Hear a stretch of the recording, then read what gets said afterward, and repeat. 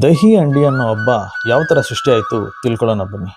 ಬಾಲಕೃಷ್ಣನಿಗೆ ಗೋಕುಲದಲ್ಲಿ ಬೆಣ್ಣೆ ಅಂದರೆ ತುಂಬ ಇಷ್ಟ. ಯಶೋದಮ್ಮ ಎಲ್ಲೇ ಅದನ್ನ ಬಚ್ಚಿಟ್ರು ತಮ್ಮ ಸ್ನೇಹಿತರ ಜೊತೆ ಹೋಗಿ ಅದನ್ನ ಒಡೆದು ತಿಂತಿದ್ರು. ಒಂದು ದಿನ ಯಶೋದಮ್ಮ ಏನು ಮಾಡ್ತಾರೆ ಅಂದರೆ ಆ ಬೆಣ್ಣೆಯ ಮಡಿಕೆಗಳನ್ನ ಮನೆ ಮೇಲೆ ಹಗ್ಗ ಕಟ್ಟಿ ನೇತಾಕ್ಬಿಡ್ತಾರೆ. ಕೃಷ್ಣ ಮತ್ತು ಅವ್ರ ಸ್ನೇಹಿತರು ಬೆಣ್ಣೆ ಹುಡ್ಕೊಂಡು ಬರ್ತಾರೆ, ಆದರೆ ಎಲ್ಲೂ ಇರೋದಿಲ್ಲ. ಸಡನ್ ಆಗಿ ಮೇಲೆ ಎತ್ತು ನೋಡಿದ್ರೆ ಮೇಲೆ ಇರುತ್ತೆ. ಪಿರಮಿಡ್ ಶೇಪ್ನಲ್ಲಿ ಇವರು ಮತ್ತು ಅವ್ರ ಫ್ರೆಂಡ್ಸು ಒಬ್ಬರ ಮೇಲೆ ಒಬ್ಬರು ಹತ್ತಿ ಬೆಣ್ಣೆನ ಒಡೆದು ತಿಂತಾರೆ. ಈ ಹಬ್ಬನೇ ದಹಿ ಅಂಡಿ ಅಂತ ಇವಾಗ್ಲೂ ಆಚರಣೆ ಮಾಡ್ತಾರೆ. ಈ ಆಟವನ್ನು ತಂಡ ಭಾವನೆ, ಒಗ್ಗಟ್ಟು ಮತ್ತು ದೃಢ ಸಂಕಲ್ಪದ ಸಂಕೇತವಾಯಿತು.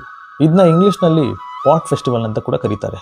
ನಮ್ಮ ಕನ್ನಡದಲ್ಲಿ ಮಡಿಕೆ ಹೊಡೆಯುವ ಆಟ.